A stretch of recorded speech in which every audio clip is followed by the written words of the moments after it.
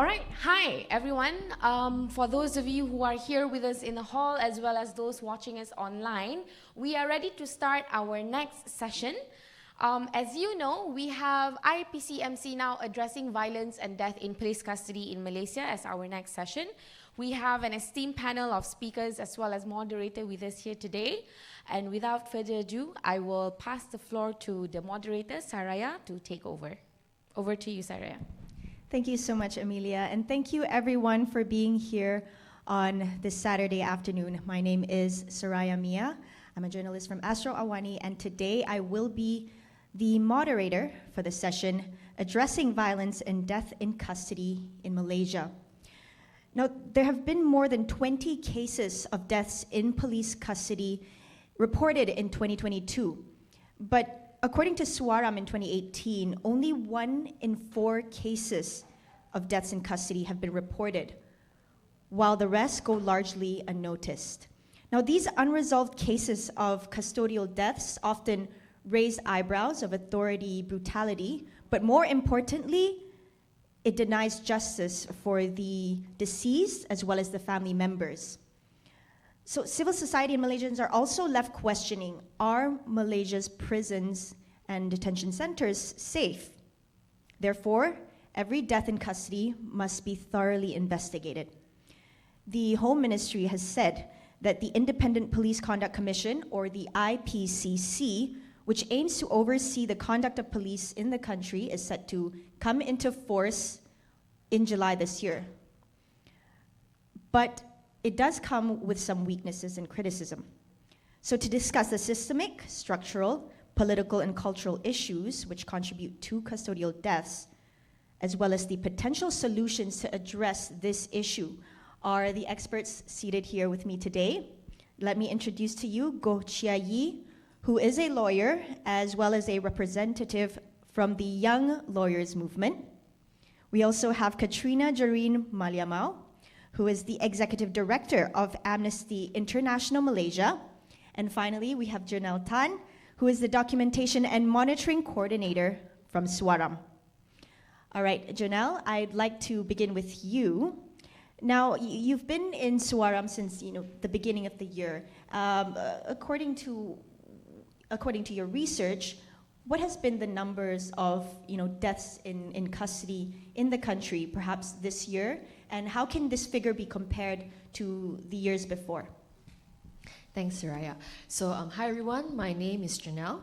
So, just to provide some context as to the data that I'll be citing, the data that I'll be citing is actually parliamentary data, data through parliamentary questions, which NGOs such as Suaram actually channel through MPs to ask the government. So every year, especially strategically by the end of the year, normally we would submit parliamentary questions to the government asking, what is the total number of deaths in custody that our country has in a particular year? So at this stage, the best data that we can get right now is through parliamentary questions. So what I will be citing will be just a snapshot over the last 10 years, i.e. from 2012 to 2022. And the statistics that we've been having, actually, it has been fluctuating between 2 and 3 figures, i.e. between 19 cases in 2012 to 300 plus, close to 400. And the 300 plus figures have been primarily between 2014 and 2016. Just an important note with regards to the nature of the parliamentary data that we get. For example, between 2012 and 2014, we've only received official data about deaths in custody in prison and the police, for example. So in earlier years, you would find that the government has not been fully upfront when it comes to sharing deaths in custody in all detention facilities. Because let's not forget, it's not just in police custody. We also see deaths in prison and deaths in immigration depot. So in earlier years, some of the data sets are missing. In terms of, the consistency in the numbers that we see. So for example, when it comes to prison deaths in custody between years 2015 and 2017, right? We see a huge spike up to 250 to 350 cases from prison every year. But then after 27, for example, the number dropped like right down to single or two figures, like 9 cases or 2 cases or even 13. For the police, for example, when it comes to statistics, so far, I think the digits over the last 10 years have been more or less consistent within a certain range, i.e. within 2 digits, ranging from 20 all the way up to like 46 cases. But you know, since the subject of our discussion is actually police custody, right? So there is a very important note to remember when it comes to how data is collected. So for example, in Parliament this year, the government actually revealed the total number of deaths in custody for years 2021 and 2022. And it's important to note that for prior to 2021, the police has only considered death in custody as deaths that took place within police lockup. But then there have been cases where, for example, detainees passed away whilst they were receiving treatment in healthcare facilities, or they were on the way between a certain place and the detention facility. So were those deaths accounted for prior to 2021? Not necessarily.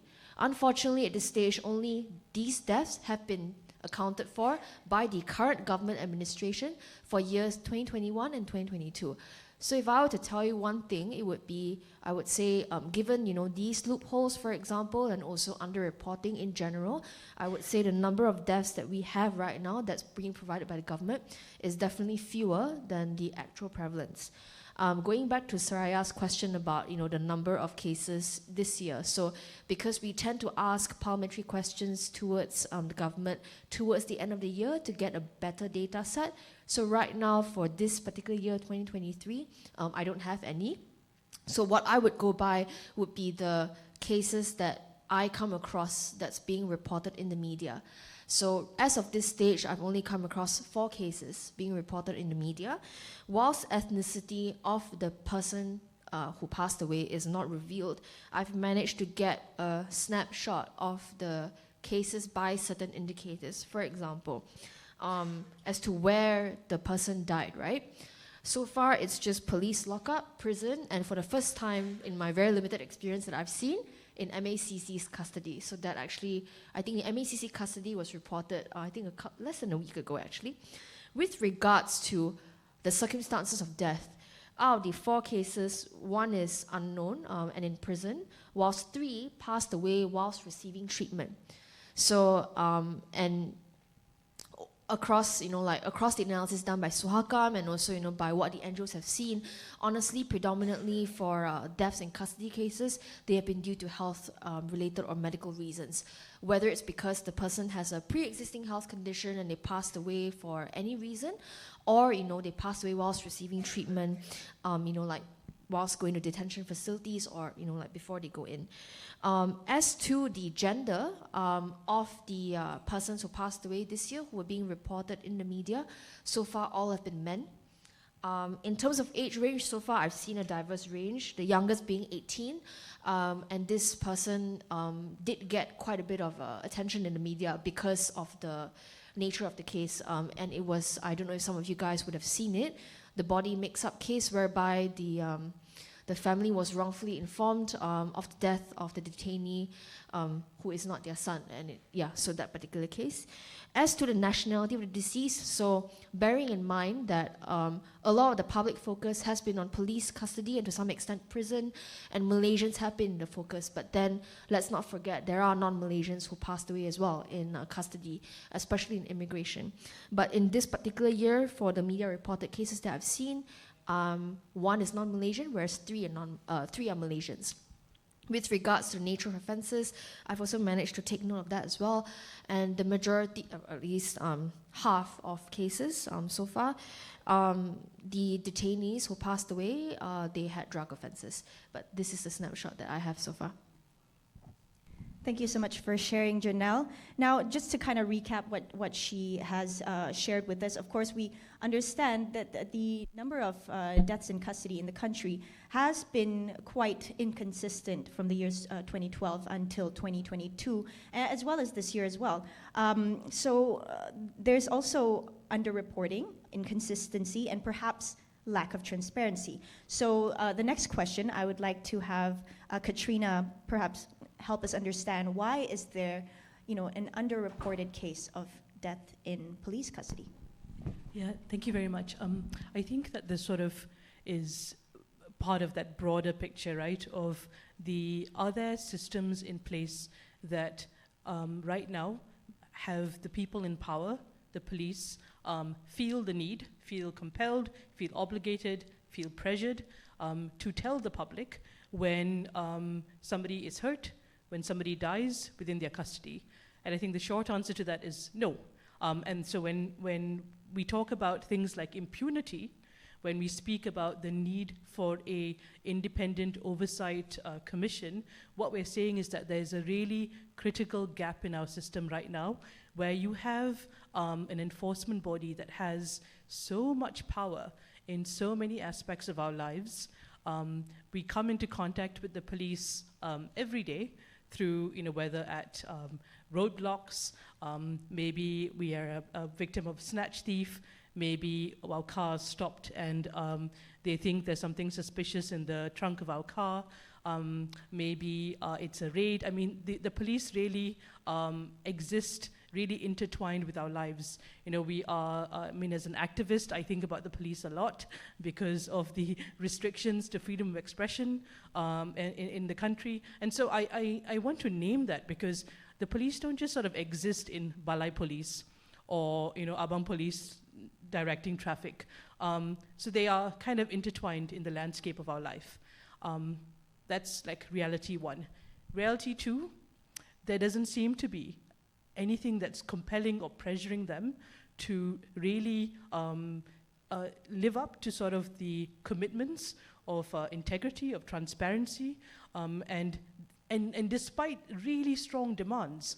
So you have, not just coming from civil society, so like NGOs, you have victims' families, you have the Royal Commission of Inquiry that happened, 16 years ago, that did this huge investigation, and they, traveled Malaysia, speaking to police, speaking to victims' families, speaking to members of the public, and all of that, and they put together this really robust report saying we need very urgently an independent police oversight commission, and that hasn't happened. So there's a question of political will also here as to why these systems have not come into place.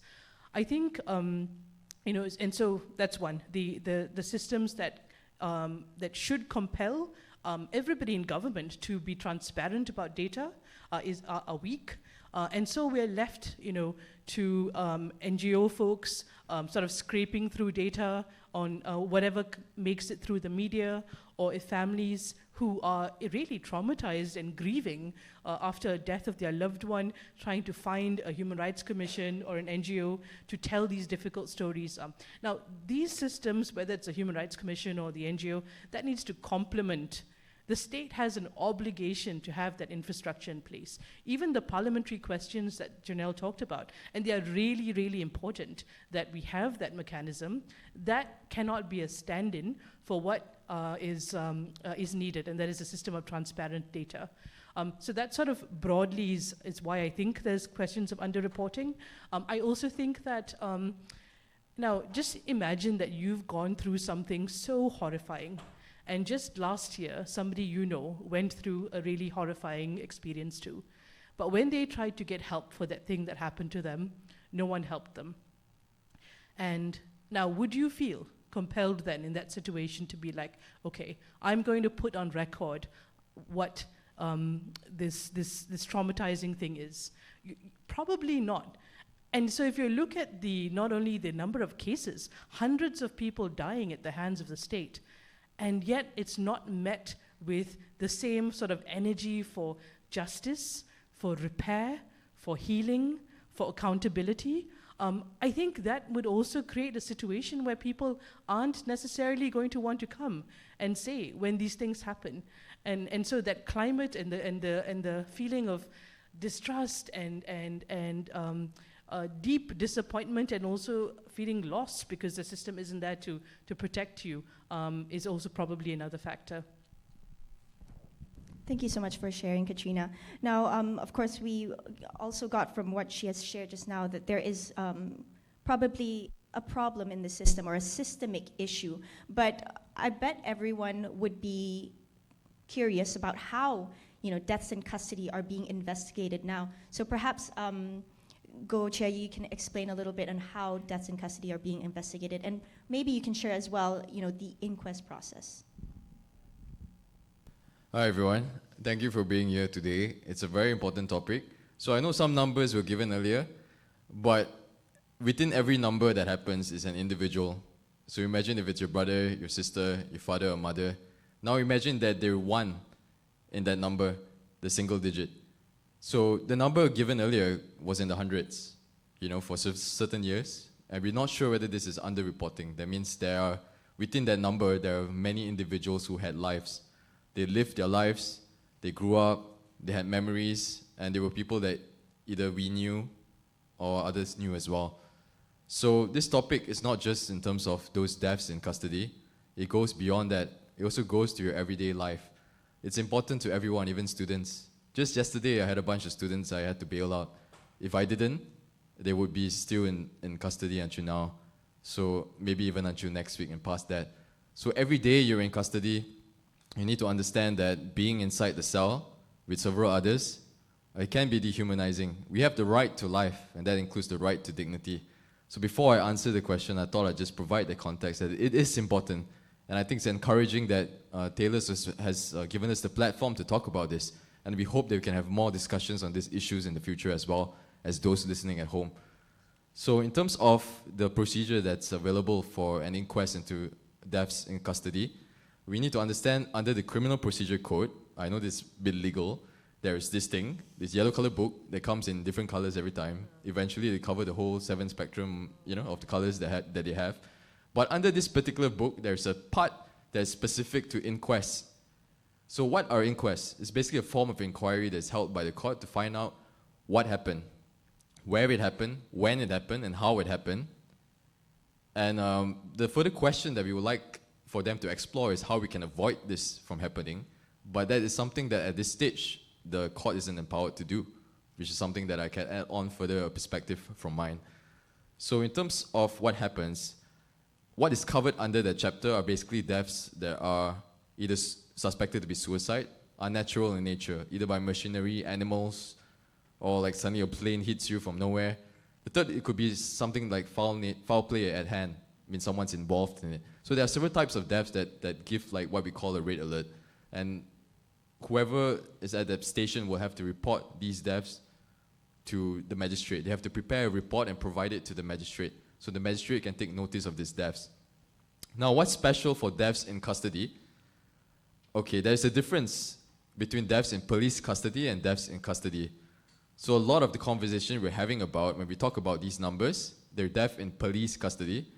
They might include some deaths in custody, but there is a difference. So we don't really know what is the statistic for deaths in custody in general. Are they including people in immigration centers? People who are being detained for a very long period of time because they cannot either return to their home country and they cannot be let out in Malaysia. So, of course, you're imagining a situation where people who are detained for such a long period of time, there might be situations where deaths occur. So that's something to consider as well. Why is this distinction important? Because if it's deaths in police custody, then there is a mandatory process in which the magistrate must inquire as to the reason and the cause of this person's death. They must hold an inquiry. They must know when, where, how, and after which manner this person died. So that is an inquiry that must be held if it's death in the police custody. If it's just death in custody, or in a psychiatric hospital, or at a prison, then they may hold the inquiry. So the problem here is that prisons, as defined under the Prisons Act, they have to be gazetted in order to be a prison. So let's say, for example, if a place isn't really a prison, do they factor this into their statistic? Does the provision in this book apply? So that's the question that arises as well. So while the government in previous years have taken into consideration that statistic of people who were traveling to hospitals or died in hospitals, because COVID happened, right? a lot of COVID infections happened in prison, and then they went to hospitals, they died there. So a question we need to ask is, are those deaths considered part or related to deaths in custody? If they were in custody in hospital for more than 14 days, what is the length of time that they consider? Is this how they're underreported? I think that there needs to be transparent data on this specific issue, but currently at this point in time, we don't know. So now that's the problem. There's a loophole or a gap of people that might not be covered under this provision, meaning that they might have died in the hospital, but then the magistrate probably isn't notified about it, or it hasn't taken the step to hold an inquiry about these deaths. So what happens if, let's say, for example, somebody privately wants the magistrate to hold an inquiry into the matter? Well, they will have to write or inform the public prosecutor or the Attorney General's chambers about the issue. And then the public prosecutor actually has the power to give directions to the magistrate to hold this inquiry. So who holds this inquiry? We have a practice note that says it will be the Sessions Court judge. There will be the coroner's court in which the inquiry will be held. So what happens in that court? Well, according to our yellow little book here, or whatever color that is right now, they have the same powers to inquire as though they're inquiring into offences. The main difference here is that it is a fact-finding process. It's not a guilt-finding process or a trial. Like normally, let's say for example, I slapped someone. Now they have to have a trial. I didn't, by the way. I'm just giving that as an example. So if for a fact-finding process, they're just concerned with what the facts are. What happened, where it happened, when it happened, how it happened. So at the end of that process, they will either give a verdict, open verdict. They will say death either caused by persons known or persons unknown. So what do you do with this verdict then? I guess it provides finality for these families, for the friends and families of the victims. But further than that also, the findings of the court and whatever documentation or information that they obtain can then be used later on in process to claim some form of monetary compensation if there's some form of liability on the part of either the prison authorities or the police officers. So this information is important going forward as well. But it's important to note that the investigation on the death itself is a separate process. If the police has opened a file and they're investigating murder or culpable homicide amounting to murder. So what is culpable homicide amounting to murder? It's something like voluntary manslaughter. So it's somebody that died, and there may be a person that led to that person's death, either knowingly or intentionally. So in those situations, if they have a criminal case ongoing, then the inquiry will not be proceeding. They will not be proceeding with the inquiry. This is specific in the legislation. So in general, that is what the inquest process is. During the inquest process, they will have witnesses come to testify. Let's say, for example, you were the warden who was on duty that day. You saw what happened. Or you were the police officer that this person was under your custody. So you come to the court, and what will happen is that interested parties, the representatives of the interested parties will come as well to question these witnesses so that the court may be able to obtain the truth of what actually happened on that day. So that's the starting process. In terms of, and not really an inquest, but sometimes I do believe that the EAIC may be able to look into the matter and so on, but it's subject to whether there's any court proceedings that are pending. I know that EAIC, the current legislation, is that they cannot proceed if there's either a criminal proceeding or some other proceedings that are going on. So I think that's just a brief account of what the process is like for the inquest specifically. All right, thanks, Chia Yi. So that was, as Chia Yi has mentioned, the brief sort of procedures of the inquest process for deaths in custody. But is this procedure sort of strong enough? Is the law strong enough to actually address the underlying issues when we talk about death in police custody? Perhaps Katrina, you can talk about the law. Like I've mentioned earlier in the discussion about the IPCC, and then there's also the IPCMC. Help the audience understand what is the difference between these two. Thank you for that. I think just even before I get to the law, I want us to think about the law as being one piece of what's needed. And so, sort of the law in and of itself also has different levels to it, right? You've got the written letter of the law, you have the sort of attitudes and culture that surround the law, you also have sort of the structures of the law. So if we, for example, have laws that are excellent, but really poor interpretation of it, or its access to seek justice is really difficult because of barriers of socioeconomic income or language, or maybe the literal place in which you need to go to make a complaint is really far from where you live. So I think understanding just on the law itself, that we can't just look at sort of the letter of the law. Secondly, and I will sort of get to some of the distinctions between the IPCC and the IPCMC, I think that we also have to tease out what is going on here that enables sort of a culture of violence and custodial deaths to happen. And if you just sort of like look at some of the snapshots that, so yes, we don't have very clear data on and statistics, but I think it was a 2018 Malaysia Kini report that said that 28% of people who died in police custody were ethnically Malaysian Indian.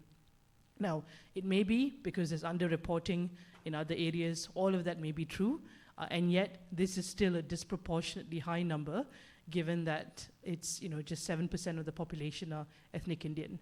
And so you have here potentially something like really serious issues of racial discrimination that may be at play.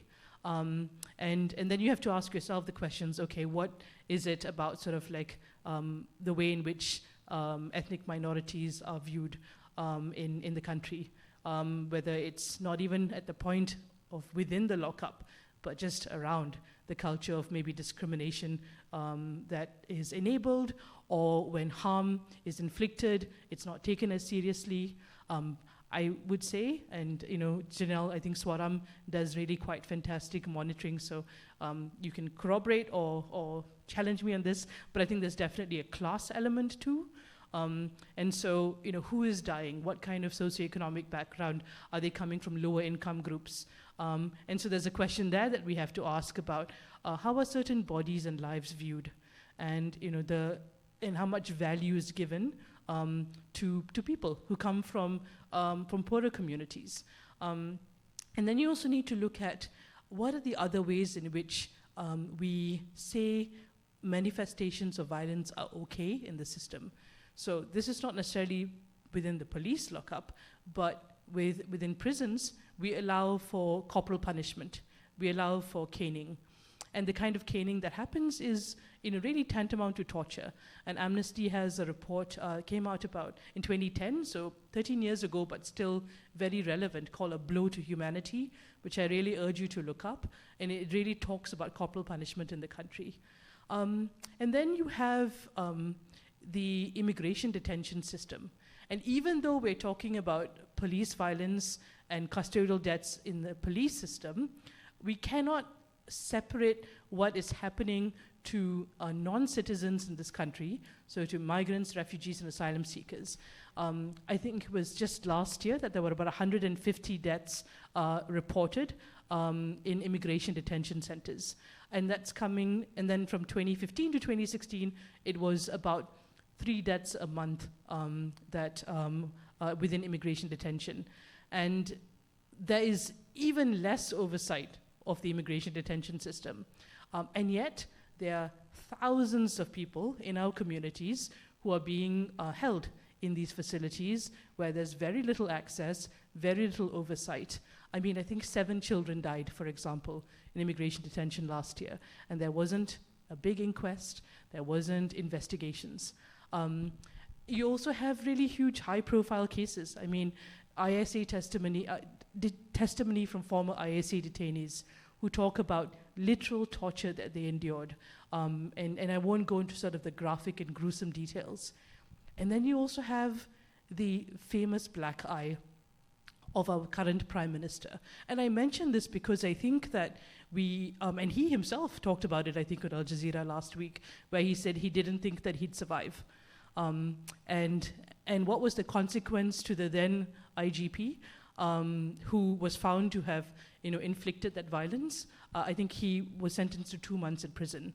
So the law and the Independent Oversight Commission is one piece in what is I think a cultural and systematic manifestation of both violence, excusing of violence, enabling of it, and lack of spaces for healing and justice and accountability.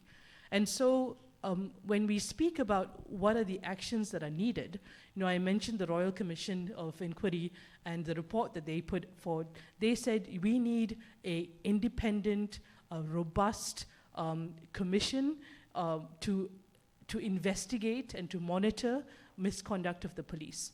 And this has been a battle now for like almost 2 decades. I have to say, prior to this Royal Commission, those calls have been happening also. So it wasn't that the Royal Commission were the first ones to say it, but to have it on record, right? And so then this push for the IPCMC and Malaysians really riling up and demanding that the police are accountable to us. We saw with the deaths of, say, the late Ganapati, for example, where it wasn't the first time that Malaysians were very vocally angry about it, but it was a story that really connected to a lot of people because we had the really gruesome images of what he had to endure. You had the grief of the family that was palpable and recordings of it. And so there was really concerted anger and call for action. And so it was maybe a hopeful moment that you could push this necessary legislation through that would not deal with all of the issues of police violence, but at least have a body in place to monitor, to put some heat at the back of the police, and to investigate. Unfortunately, the IPCMC bill, which was already not really that great to begin with, compromises had been made in the previous Pakatan Harapan government also, but it was not bad. That was then watered down even more, and it became then the IPCC bill. And there's like a whole host of things that we can look at as to why the IPCC bill, which eventually was passed and now is waiting to come into effect, just isn't doing its job. So, for example, now, if you're thinking of a key word here is independence, meaning you cannot have somebody you can't have, say, the police just policing the police. You need to have everything, independence from the oversight of it, from the appointment, of it, so who's going to make up the commission? Can the commission operate freely? So, in this instance, they are not able to sort of like make surprise visits to lockups, and you have to sort of give advance notice. Now, if I was doing dodgy stuff, and if Chai said that he's going to come and have a look and see what I've been up to, am I just going to like sit back and say, you're welcome? No, if I don't want to be caught for my dodgy stuff, I'm going to be clearing house a little. It's a very basic concept. Also, in this case, if there's a commission and I'm the one who is actually really close friends with Janelle, and Janelle is the one who's now coming to investigate me, I probably will feel like Janelle's not going to be doing a great job investigating me. And so you need some of these basic foundations. There needs to be independence. They need to be able to do their job as an independent commission. They need to be able to also take action. So in this case, the IPCC can only make recommendations. There's nothing there that gives them sort of like the force, which is even weaker than the existing EAIC that we have.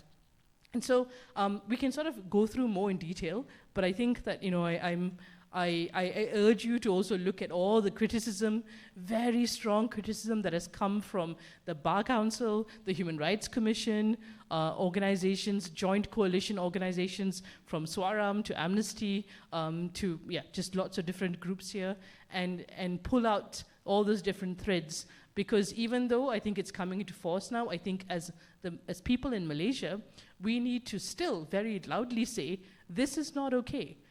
We have a fundamental right to feel safe in our country. We have a fundamental right for all our human rights to be protected, and for the state, the government, has a duty, an obligation to ensure that any sort of systems or structures or cultures in place are ones that are going to protect our rights.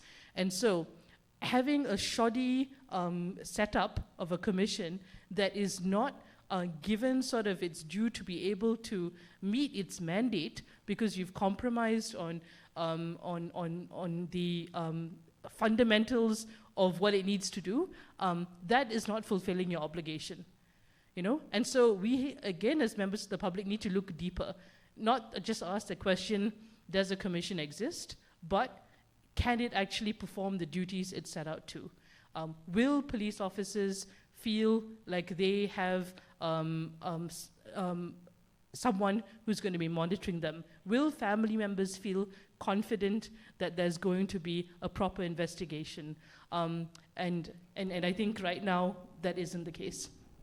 I don't know if the others want to add on to sort of the gaps in the IPCC. Janelle, would you like to add?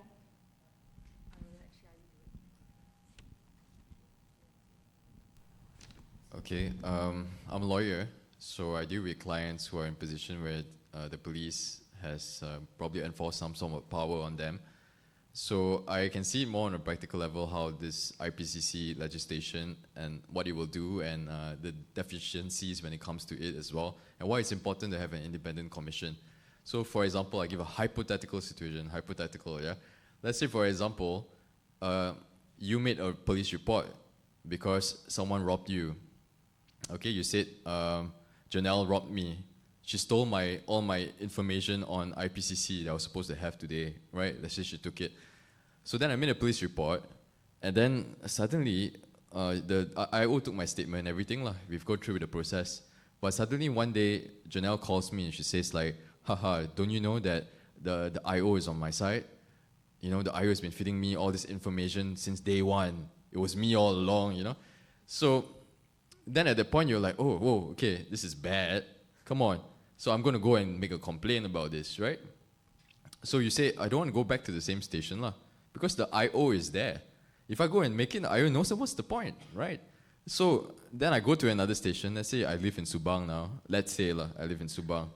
Then I go to the Subang Jaya station. I make a report and I said, Janelle collaboration with the IO. You know, the IO is Katrina. Then the report. Then you know what's going to happen? The person at the counter will say, okay, kita akan rujuk balik kepada Katrina. So, okay, but I just made a complaint about it, you know? So then of course they'll tell you go refer to the head of departments. But how do I know what the relationship of the head of department is with Katrina? What if they're best friends? What if every day they makan-makan, you know? How would I know? So that's one of the problems, you know? So obviously you got the disciplinary part of it as well. Let's say for example now, okay, IPCC coming in force in July. So I make a complaint to IPCC. But all the IPCC can really do is, yeah, they can take the complaints, but what will happen is you go to a complaints committee, okay? We don't really know like what is the requirement to be appointed to a complaints committee lah. It could be like another police officer that's already been enforced, his friend, you know? So then, okay, this complaints committee that exists, like, let's say we assume it's independent. Then they will take the complaint, then they will see, okay, this complaint, does it concern an existing offense? You know, what classification will it fall under? Dori. I'm a criminal lawyer, anything happens. Yeah, so where does it fall? So they'll classify it, but ultimately, if they say, okay, this falls under some offense, then we're not going to proceed to refer this to the commission. Because it's an offense, ma. So it's an offense of theft, 379. So we're going to let it be, you're going to refer it back to the relevant authorities. This being the same person who is Katrina's boss. So you see the problem here, the Katrina's boss in the same division. If I go to IPCC, I say, okay, I make a complaint. They say this is an offense, so we need to go back to the police. Previously in the IPCMC, there was actually something else that enabled them. It's quite technical, but it would have enabled at least the complaint to be viewed by the commission, at least in my reading of this previous version of the bill. Right now in the current version of the IPCC, it seems, from my reading, that if it seems like an offense there, I just refer back to the police. Only if it's like what they call misconduct, and they've limited what misconduct is into like 3 or 4 things only, which is very funny because, I don't know, I need to give you a bit of a history about what happened. Okay, so we mentioned just now 2004. That's what, 19 years ago, right? They did a report by the Royal Commission of Inquiry. They said, oh, this is what the things you need to do, you need to implement. 19 years after that, this is what we get. We get IPCC. Before that, along the way, our previous Prime Minister, Tun Abdullah Ahmad Badawi, he asked for the Royal Commission of Inquiry. Then after they came out with the EAIC. So even back then, everyone was saying, EAIC is toothless, lah. There's no teeth here, right? So when Pakatan Harapan came into government, 2018, then there were calls of like, okay, we're going to put in the IPCMC. But mana tahu when they put the IPCMC, they said this is not the kind of IPCMC for like the last 10, 15 years that we wanted. So they said, okay, put on hold. We have a parliamentary select committee to get feedback on this. But of course, things happened. We had a change of administration. And then after the change of administration, the IPCC was rushed through and then it was passed. And we have the IPCC today. Now the funny thing is, before this, it was EAIC. I know a lot of alphabets lah. But EAIC, the Enforcement Agency Integrity Commission, was supposed to look at the integrity of enforcement agencies. So they had under their scope was PDRM, the Police Force Commission. And they, according to a statement they released, 500 complaints about the police force. This is almost like 10, 50 times more than like complaints about like JPN, So right now, the EAIC no longer covers the Police Force Commission, the IPCC will take over. But the funny thing is that EAIC is a much better legislation than the current IPCC that we have today. Just to give you an example, I don't remember the EAIC stating specifically that Section 96, 97 of the Police Act is excluded from their scope of power. So what does that mean? It means that you can, under their sections, they will have the IGP standing orders. What does it mean? In the UK, we call this the Police and Criminal Evidence Act. We have a certain code we follow. Let's say, for example, I arrest you, I follow A, B, C, D. If I do identification parade, means that I want you to recognize whether this is the guy, we follow A, B, C, D. So in the UK, this is publicly available. You can just see, okay, hey, the police not supposed to do this. I know now, right? But over here in Malaysia, it's actually official secret. So you cannot know, Okay? I also don't know. I'm a criminal lawyer, so I also don't know. But the thing is, now they're saying, this is supposed to govern what your conduct or misconduct is, right? But it's no longer, it doesn't fall under the IPCC. So if I don't follow what the IGP told me to do, isn't that something that should be investigated? But no, it's excluded. So that's a huge red flag for me, And there are a lot of red flags also. Like for example, okay, the IPCMC, although it wasn't the version we dreamed of, we had 32 recommendations by Suhakam on the IPCMC itself. Imagine how much we would have for the IPCC. If EAIC was toothless, then we could say IPCC probably doesn't even have a mouth, So there's a whole lot of things. Like also, for example, just a quick one, the task force. The task force in IPCMC would have the powers under the Criminal Procedure Code. Once again, the yellow book I just showed. So that will set out the powers. Let's say, for example, you want to do a search without a warrant, or you want to seize certain things. But what is excluded from the IPCC, from the IPCMC, is this particular provision that states that the powers here in the CPC will be reproduced, or that they have the powers under that. So the task force, what kind of investigatory powers do they have then? Is the question we're asking. Because if they want to investigate something, then what the police are going to say is, it doesn't state anywhere in your legislation that you have the power to do it. So we're in a situation now that, we have investigatory powers sort of on paper, but actually what powers do they have? When they want to ask for documents under the IPCC, they have to give a notice. And it has to be on the grounds of, and if they believe it's on the grounds of public policy or so on, and they will not be disclosing it, then they will notify the commission. So then they don't have to disclose it. So then what is the point? You can't even seize the documents. Then what am I investigating? I might as well just take it with EAIC. So you see the problem here. That's why a lot of people say, okay, this is a huge issue, IPCMC, IPCC. So everybody was like, the issue must be the M lah. The M is missing, right? But it's actually more than that. It's way more. Like they're selling us a short-change version of whatever was promised to us. They're giving us worse than what we had. How is this possible? How can we regress? It's the question I like to ask. We should be progressing, not regressing. And hopefully, the current administration can look into this matter as well. So those are some of the things from the top of my head on some of the powers of the IPCC, the difference with IPCMC. There are many differences also, but for now, I think that's what I have to add. All right, so Chiayi just shared, the sort of the difference or the challenges which the IPCC sees, as well as perhaps the importance of having an IPCMC. But I'd just like to ask, what is the role of the government, as well as civil society and the member of the public, to actually, push towards this idea of having a more transparent and, a law that can help in terms of, handling violence and deaths in custody? Anyone would like to take this? Just to add on a little bit, to what Chiayi elaborated about the gaps to the IPCC. Just to touch on two very, very important things. One is disciplinary powers. So if you were to look at the 2019 IPCMC bill, you would see that the CSOs and also other stakeholders have proposed that this committee be given the power to discipline officers with misconduct. That means being able to mete out things like fines, even up to dismissal. So unfortunately, that was actually not included in IPCC. The second thing that I personally think is actually, that's very, very significant to me personally, is when it comes to power to examine persons. So the commission can sort of call anyone else forward to ask questions, right, like to get statements and etc. But the thing is, there's this loophole in the IPCC where, for example, police officers or any officials from public bodies, they have this right to refuse to answer questions if, quote, the answers given might be prejudicial to national interest or national security. So this, to me personally, provides this room for abuse by authorities especially. So that's very important to note.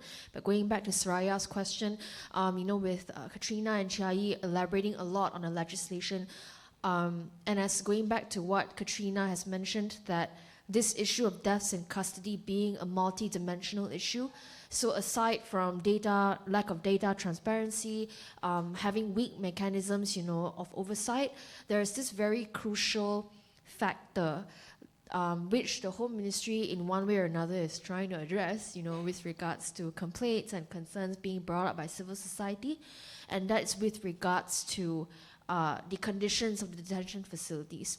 So for some of you who would have probably more or less followed up with what's been happening, with regards to statements being released by the Home Ministry, you'll probably see statements by Suhakam, statements by civil society when it comes to the substandard conditions, especially in prisons. So for example, lack of ventilation, overcrowding. So for example, in March this year, Saifuddin actually acknowledged himself that our prisons have 6,000 more inmates than the actual occupational capacity. Going back to ventilation, overcrowding, and also, for example, when it comes to compliance with procedures. So as per the lockup rules, correct me if I'm wrong, Chiayi, 1957, I think, is it Article 10 or Section 10? Detainees are supposed to undergo a certain procedure, to check their health status before entering prisons, for example.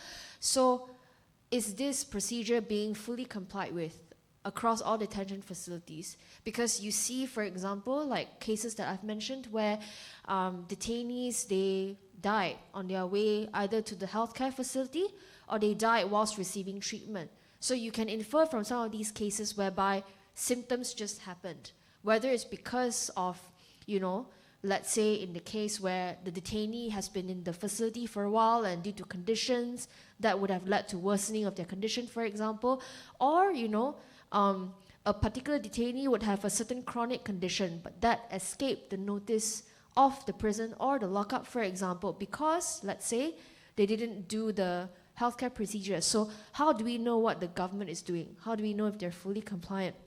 So that's a very important issue. If we were to look at Suhakam, I think Suhakam did release a report, I think in 2014, right? Looking into the systemic issue of deaths in custody. You find that more often than not, I think they quoted 80+% or 50+%, I can't remember, of cases are health-related reasons. And they have also gone on to really holistically depict, the multiple factors that contributed, to these deaths. And one of it is most definitely the condition in prisons, for example. if you come across certain articles here and there saying, you know, like, whether it's acknowledgements by the Home Minister or whether it's by civil society, they would tell you that a lot of our prisons, for example, even for the hygiene system, you know, for toilets, some prisons still do not have the, for example, the bathrooms that you and I, you know, like, are so used to. They don't. Some of them still use the bucket system, for example.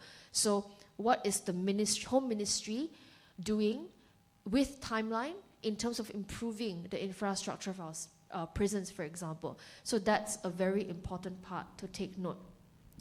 Another point I'd like to briefly bring up, which does to some extent overlap with what Katrina has brought up, is with regards to public attitudes when it comes to detainees.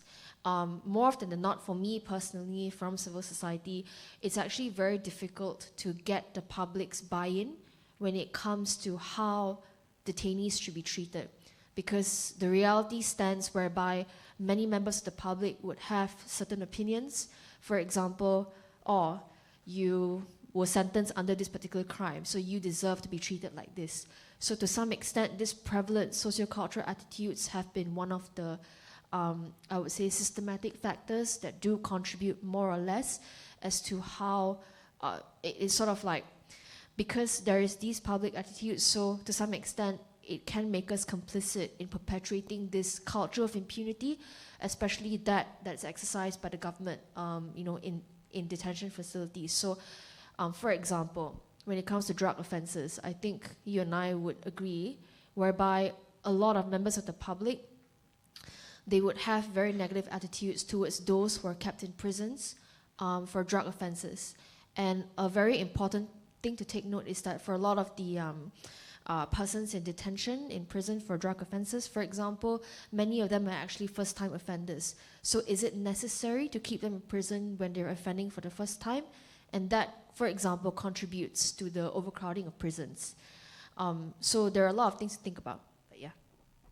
Right. What actually caught my attention, of course, is the systemic problem, which it is related to the infrastructure and the facilities in you know, the prisons in Malaysia. So this sort of highlights the problem with financing or budget. So anyone who would like to explain a little bit with the about 2 minutes that we have, talk about, you know, the role of the Home Ministry and the government in terms of, you know, prioritizing the healthcare as well as the facilities of the prisons and detention centers. I'll speak briefly, but maybe not to answer that question that way, because I actually don't. I think that yes, with the existing infrastructure, everybody deserves to be treated with dignity, including people who've committed small crimes and heinous crimes. You know, that we cannot be compromising on people's sort of dignity and basic rights, and so the fundamental infrastructure needs to be there. But I also don't think the solution is, you know, have shinier prisons or more prisons or shinier police lockups or give the police a lot more money. I don't think that's the solution necessarily.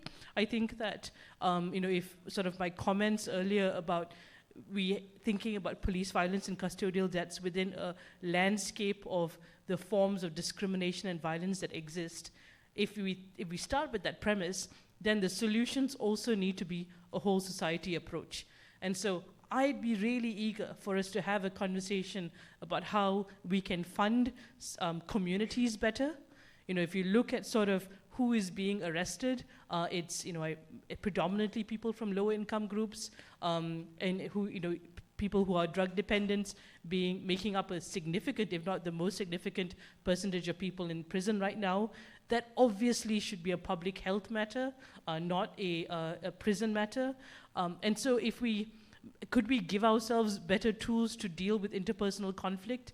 If we dealt with the cost of living crisis, maybe we'd address some of these issues where there's theft, for example, in our neighborhoods. I think that the solutions have to be addressing sort of these causes of crime and also improving sort of our overall enjoyment of rights, not just looking at the end to see how do we deal with the most horrible thing that's happened. Because if our assessment of police violence only looks at the most extreme manifestation of it, there is death and torture, then we are sort of missing the broader picture. And so I'd say, you know, fundamentally our lives are connected, so maybe you don't know anybody in prison, but the way the excuses or the fact that we enable harm to happen to others gives the state the permission to commit the same harm to us too.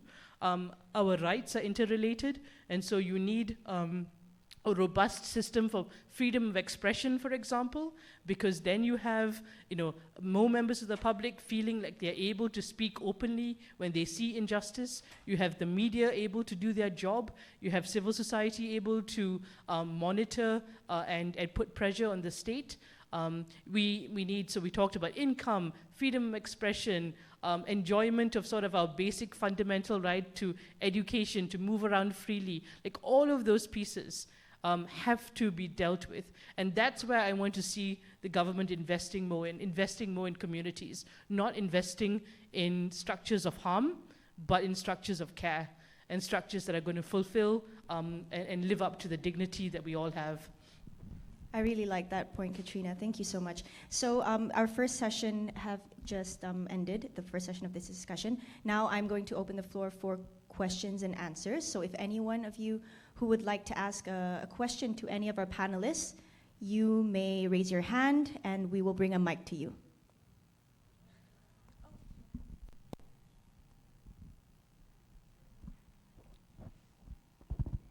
Hi, my name is Amelia. I have a question. I'm very curious with regards to lobbying for IPCMC. In society, there's a lot of prejudice when it comes to the way we treat inmates, whether or not they are at the detention level or whether or not they have been convicted, for example. And as a Malaysian society or a lot of societies around the world, we always believe that, oh, you know, these people are penjenaya, therefore they deserve to be treated as horribly as possible because that's a part of the punishment that they're supposed to receive, right? So my question is perhaps asking for insights in terms of the lobbying. Do you see our politicians or our MPs also carry similar sentiments about this? And to what extent are they receptive towards, you know, arguments such as, you know, they are criminals, but human rights should still be upheld, for example. So can you share a little bit about the lobbying behind that and how's that gone so far? Thank you. So the lobbying for the IPCMC, well, going poorly, seeing that the IPCMC failed and the horrible IPCC is passed and coming into effect, but we're also in a different moment right now. I think there's a lot of really good conversations happening around the prison system in Malaysia. And you know, you have ministers using words like restorative justice, very curious to understand deeper what they mean by that.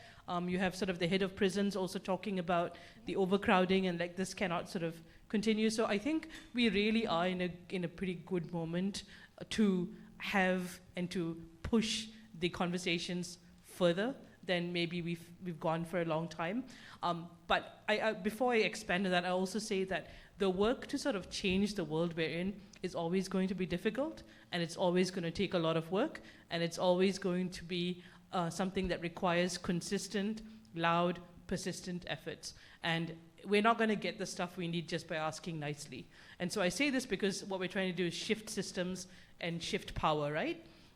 So that's one thing to just hold at the back of our head. And I don't say that in a way to make us feel discouraged, because I think that the fact that people were expressing grief and worry and a desire for something different in those moments where we collectively sort of came together, for me, there's tremendous potential there. You know, that people were sort of creating art for people that they don't know, but they heard their stories and they said, I want to create something that is beautiful and powerful and meaningful that reflects the reality of this other person.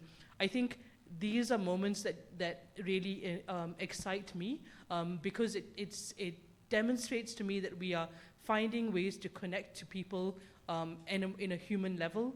We are seeing how our lives and rights are connected to each other. And I think whether or not people in power are listening, the obligation really is on us to make sure it's really hard for them to look away, that it's so inconvenient for them to ignore us. That's the responsibility on us. And I think that wherever you're at, you know, if you're a student, a writer, you're an accountant, I promise you, you have power in both your knowledge, in the resources, in your network that you have. I promise you, you have the ability to do small and big things that will sort of push the agenda for a human rights for all. And before I sort of hand it to the others, I think if we, as you rightly pointed out, right, people think of people who've committed crimes as sort of like the worst of the worst. They're not. Everyone here has done something they are ashamed of.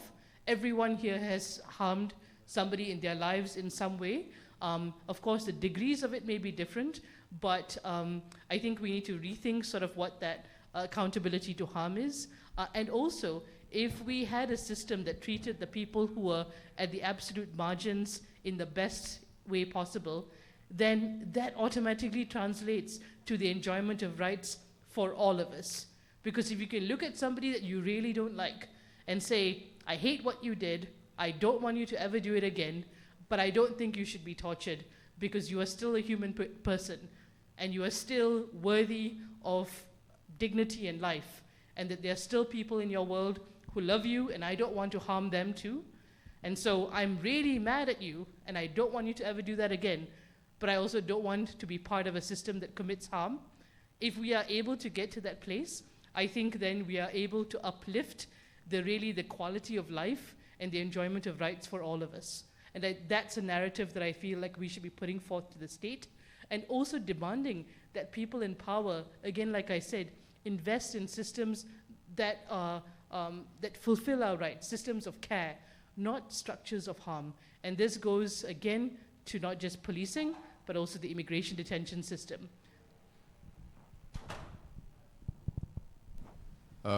As a criminal lawyer, I see a lot of clients in prison. Not only in prison, but a lot of clients that are in situations with the police. Sometimes they have no involvement with whatever they're being accused of, so there's something to consider also. But every single one of them that I've met is a human being, so we can joke about stuff. Yeah, I can go to prison, I can share a joke with him, he can share a joke with me or her. There are people who have families that are very concerned about them. Sometimes when the family meet them and they're crying and so on. I think there's a very human element behind these people that we don't recognize. And as much as we like to attribute their individualism into their choices, but we also must question ourselves to what extent does the systemic problem cause them to be in the position that they're in? To what extent does the socio-economic issue becomes a problem that leads them to the situation that they're in? So things are not exactly black and white from my perspective, given what I've seen and what I've heard and the people that I've met. So some of these people, I don't think that they deserve death, because they had drugs above a certain amount. I don't think so. Some of them are people who used it for their own consumption. The only people they harmed were themselves because they were the ones that took it. But they're still in prison and they're still waiting even for trial. So I think that it's a very complex situation. I know, like, even my own parents, my mom sometimes say, oh, I don't like what you're doing. But I think there needs to be an understanding that we're just part of a system, and these people in the system are still human beings. At the end of the day, we say 200, 300 people, but every single number there is an individual. People on death row, for example, they told me stories about how let's say a foreigner learn Malay, and they speak Malay better than any Malaysian, because they've been here for 10 years, and they learn how to draw architectural drawings for officers in prison. They have relationship with officers there. It's not all like horrible stories, but at the same time, it's pretty sad because this is a guy who his only wish was to get a chance to start his life. He never got that. He made a stupid decision, and he is where he is right now, on death row. There's a guy that the government says you ought. This is a guy that the legislation has decided should receive death. So, from that perspective, also, while I just want to add on a point that I think while Katrina mentioned that we shouldn't invest in systems of harm, and we should invest in systems of care. But I think funding in prisons are also very important, because while there is an allocated budget for each prisoner, I know for a fact that this budget hasn't changed for some time. We're talking about a budget that's been maybe even 10 years like that. And given the increase on prices as well, if you've gone to the bazaar, some of you say, wow, this roti john, 15 ringgit. So imagine like trying to upkeep for every prisoner now, the cost of living every day you are feeding them, They will tell me they just get one fish or they get one soup, rice. No, I mean, it's so-called adequate, but there also needs to be investment into the system because, let's say, for example, one cell may have about 3-4 people, and like not all of them get to sleep on a mattress. They don't have proper pillow, they don't have proper utilities.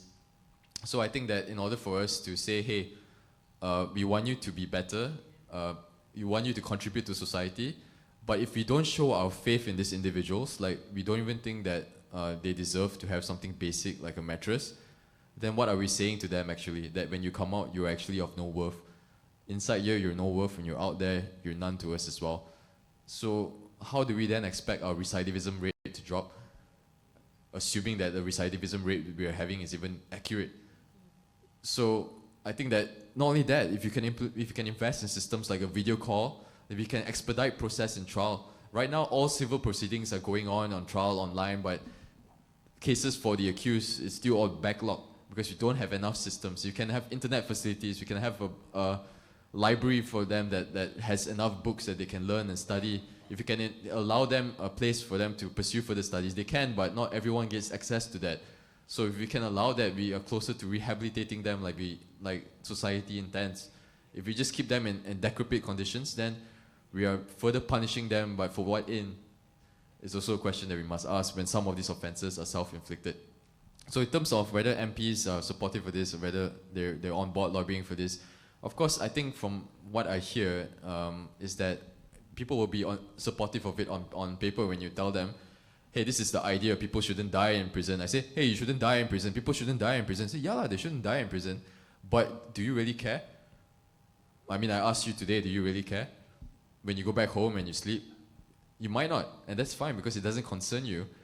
But actually, people are going through that. And I think there's a lack of information to a lot of people. They don't know these things happen. They don't want to know, in fact, because maybe their life is like they're busy, they have a lot of things going on, they don't want to know about these things. But I think that, knowing about it is essential because it does happen whether you're seeing it or not. And I think as a society, we should look out for one another rather than just throwing each other under the bus. I think definitely there needs to be more of a push, more of an effort. Of course, there are MPs that are in support of the cause. They've been allies of the cause. But MPs need to get on board and they need to realize this is an issue that is bipartisan. It cuts across the board. So they have to gather together and recognize this issue. With 1st of July, the IPCC coming into force, it's a very pertinent issue because some of these MPs, who knows, may be sent into prison very soon. So maybe they will want to consider some reforms in that regard. So that's what I have to add generally to the question. Just to add a little bit of a point. So aside from the advocacy, the front-forward, straightforward advocacy to improve IPCC, concurrently, I think there will be entry points because it's not going to be a straightforward issue. I mean, let's face it. You and I were in the anti-sexual harassment advocacy, right? And you and I know how long it would take just to do amendments, right? Even to enact what's more to the federal constitution. So, given the long process that it would take and the usual process that the government would undergo, for example, the usual kajian study, feasibility study and all that stuff, the stakeholder consultations and etc. And let's not forget, the stakeholder consultations that the government will do would also include, stakeholders like the police, the prison, etc. So it's going to be a very difficult compromise to make. So whilst this advocacy is ongoing, there are actually other entry points that we can leverage. For example, with regards to the Ministry of Health, because, going back to the health-related or medical reasons, detainees do need to get access to healthcare services, right? And who is delivering them? The Ministry of Health, right? And their infrastructure. So are there enough officers, medical officers to begin with, to go around the detention facilities? Are there enough custodial health units in the country? From my understanding, I think there are only 5, and the centralized lockup. So for the other small detention facilities, when it comes to healthcare, how accessible is it to the detainees there? We are not sure. I don't fully know. So we need to invest in better healthcare infrastructure, basic healthcare infrastructure for these detainees. That will, I think, address a lot of the cases that we see due to health-related or medical reasons. Going back to torture practices and etc. So I guess to some extent, based on my very limited understanding, when it comes to our country's attitude towards torture and all other forms of degrading treatment. So, for example, accession to the United Nations Convention Against Torture. So you would find that in Western countries, for example, who have acceded or ratified UNCAT, a lot of it is top-down, i.e., the state decides on one fine day, the government decides, okay, let's ratify the Convention Against Torture, and let's have this attitude of zero tolerance against torture. And that's where the country, for example, goes through gradual change, in widespread attitudes, that say, oh, I'm against all forms of degrading treatment.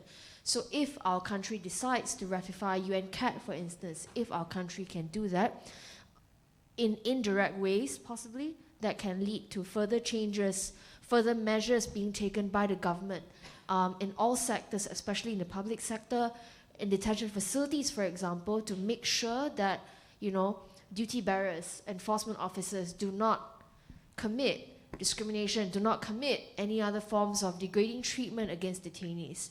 So that's another thing that I would like to add on. Thank you. Can we take one more question? Yes, we can take one or two more questions. Hi, I'm Hanis. Just now you mentioned that there's a loophole or gap or the issue where someone died in the hospital, on the way to the hospital. The place of custody, like died in immigration, you mentioned just now. Like, my question is, why can't the law have a remedy to that, like a clear legal definition of custody so that you have a very clear cut of the case, whether the person died in the immigration center or, it will be injustice for the person just because you mentioned that just now. You can't, the law doesn't define a clear legal definition of a place of custody. So what matters, what defines custody in the legal, in our legislation? That's a simple question to you. Thank you so much. Actually, under Section 334, it states custody, police custody, under police custody. Sorry, Chai, do you think we can hear all the questions first? Sorry. So that's that. Sure, no There's worries. one here and one more up there. Here you go, sir. Assalamu alaikum wa rahmatullahi wa barakatuh. I would like to direct the question to any of this panel. I believe that death in custody is a very serious. Back in a couple of years, there was a lot of number of death in custodies. When there's a death in custodies, there should be an inquest should be made, and this inquest should be led by magistrate or higher than the magistrate. When the inquests have completed, and the document of this inquest should be tabled, not on the parliament, but it must be tabled in the cabinet. Because in the police custodial death, long time ago, there will be a very famous case of Coogan. In fact, I met the judges who preceding this case, and they spoke to me that the trial went very well, but at the end to the federal court, it doesn't succeed. What is the family who have suffered this torture when someone who's loving, he died because of he never even done anything wrong. He's never been put in a trial. Do you think that still will continue? Why the state is not taking this serious matter seriously into addressing this issue? How long should be people will die in police custody? Today we have huge number of people, and is this will continue the legacy like this? If someone we love one who had died, not even be put in a trial before, do you think that he's supposed to serve with the correct justice to him, to the family? This is question. The state failed. Addressing this issue by the judges in the court says that the police have acted wrongly and perceptually making a wrong decision on this. Thank you. And one final one up here. Hi guys, I'm Maxwell. So just now you guys share a lot about the death cases in custody, but because the topic today is about violence and death, so I would like to know more about what kind of violence happen in the custody, and what is the common violence, who caused the violence, and how can we solve it? Thank you.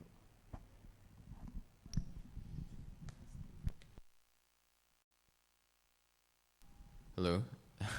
Yeah. So, like I said earlier, actually, Ms. Hannes, so that part of the chapter covers deaths in general that you can have inquests into. So not necessarily just deaths in custody, specifically police custody, or in a psychiatric hospital, or in prison. So under that chapter, actually, if the death is like as classified, which is a suicide, some form of foul nature that's at play, some accidental death, then the magistrate will be receiving a report from the particular police station about the matter. So the magistrate, once they've received the report, under that chapter it says that if they are satisfied with the cause of death, they don't need to go and examine the body, but if they're satisfied from what they're observing from the report, then they don't need to proceed with a further inquiry. Okay, so the difference with the deaths in police custody, psychiatric hospital, and prisons is that there is a specific provision, section 334, that addresses this. So it says that if it's under any of those three, then the magistrate may hold the inquiry. But if it's in police custody specifically, then they shall do it. So the magistrate must do it if it's in police custody. So what kind of remedy we can have, or what kind of approach we can take is to, let's say for example, if the families are aware about this, they can write a letter to the Attorney General's chambers and ask the Attorney General's chambers to provide the direction to the magistrate. Obviously there is a gap there, and I think the purpose of the legislation is not just to cover those under police custody, psychiatric hospital or prisons, but also those, let's say for example, admitted to a hospital, like you said, those loopholes. So obviously in order for us to address this, then either we will need to have amendment to the particular provision to include that. So that is something that I think definitely they should push forward for. They should be clear on this, and hopefully there will be development on that also.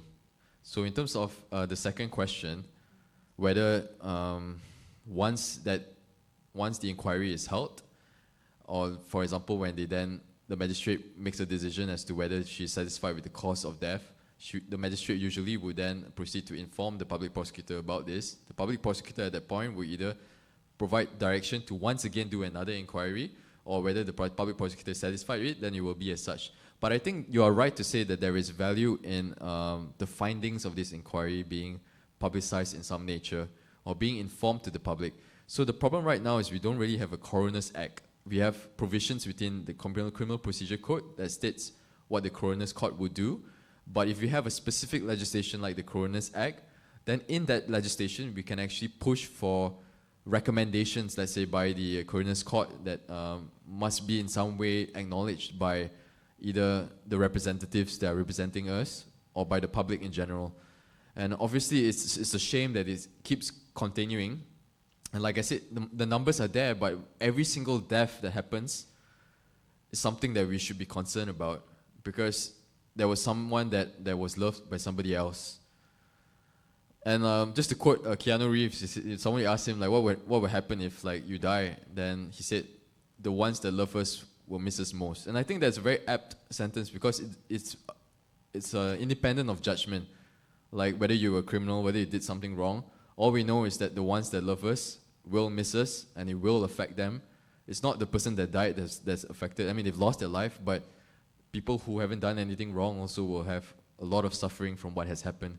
So I think one problem, if I could just quickly add, I know we're running out of time, but the thing is, if you're in the home ministry, the people that inform you about the situation are people, let's say the heads, like IGP or from immigration or whoever it is. So the heads, is anybody going to tell their head that there's a problem with the system?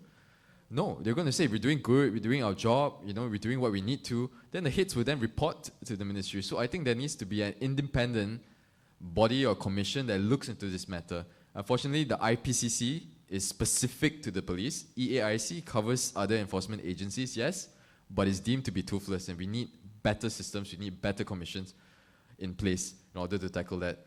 For the last question, in terms of violence, all sorts of violence, all sorts of violence.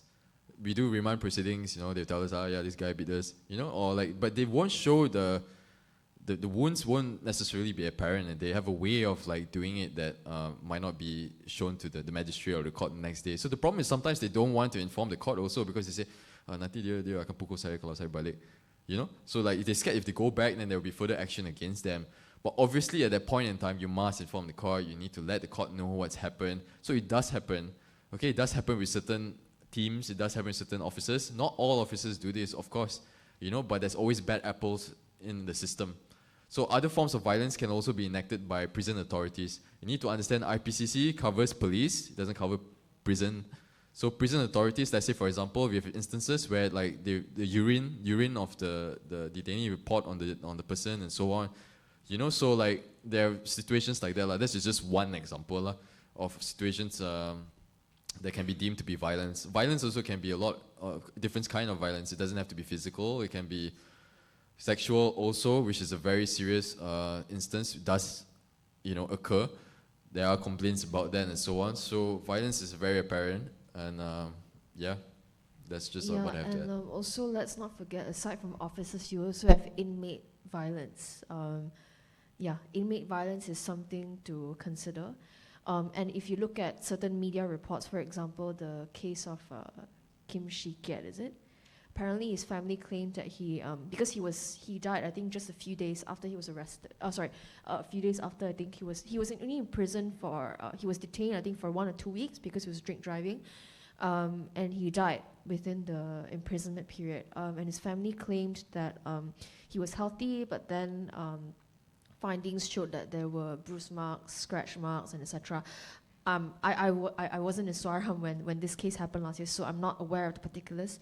But you can say that there will be alleged violence. But honestly speaking, when it comes to deaths in custody, the bulk of it is actually health or medical related. Cases of alleged torture, it's a smaller percentage. It's just for context. I think I really like Maxwell's question because I think he's urging us to think about violence in all of its different manifestations and to look at not what is the most extreme.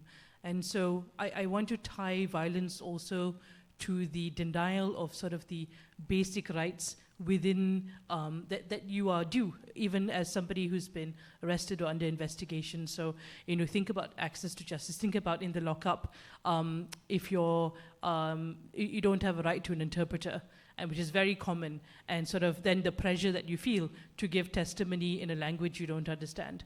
You don't have a lawyer present. You're not allowed to make a phone call. You know, these are testimonies that people have shared. And so nobody knows that you're there. And that sort of creates sort of that climate again where things can happen to you and nobody's watching. The right to privacy in police lockups or prisons, you know, violated. There are definitely testimonies, you know, as Chai said, of where people talk about, oh, you know, you've been harassed or roughed up or beaten up during the investigation process. There's a death penalty case that we work on where he alleged that the police broke his finger during the process of taking testimony and threatened to harm his girlfriend if he didn't, you know, cooperate with them. And that's a kind of violence too, both the physical breaking of the finger and the threats to his loved ones. So I think really that, and then as Shai said, people aren't going to say what happened to them because you're going to throw them back into the same place. You come for a remand hearing, and I'm not going to snitch on the officer that it will then be in charge of my life once I go back into the system.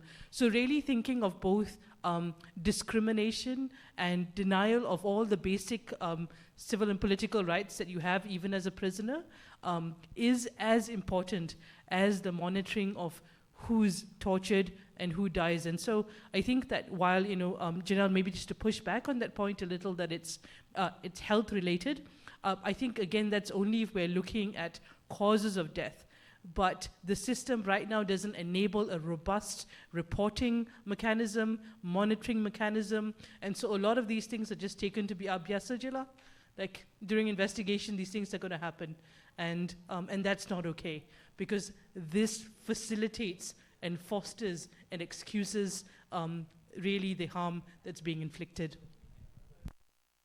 All right, so that is all the time that we have for the discussion today. I would just like to give a quick recap of what I found was very interesting on the discussion that we just had. Of course, there is a crucial need for an independent body to actually investigate not only the police but also other bodies, such as the detention as well as the prison authorities, as well as the need for a government intervention, which is of course financial investments into the prisons, perhaps healthcare procedures, as well as the infrastructure and facilities in the detention and prison centers in the country. But of course, Katrina has mentioned the importance of investing in systems of care and not systems of harm. And now my final point is to make prisons, perhaps look at making prisons rehabilitative instead of being punitive. So that's all the time that we have today. Thank you so much to all of the audience as well as the team from MIDP for giving us this chance to actually speak and discuss this very, very important topic. My name is Soraya Mia. Thank you to all of the speakers for sharing, and that's all for today. Thank you. All right, and not to forget, thank you so much also to Taylor's College and Taylor's University for the wonderful support for all of these activities today. With that, I would like to thank all of the speakers. I would like to invite the speakers to stand up for a quick photo op for the session. And while we are doing that, I would like to quickly remind everyone, please don't go anywhere. We have a very exciting session happening up next, which is a film screening. We have Rasa and Asa, which will be shown here in this LT. So if that's what you're watching up next, please don't go anywhere.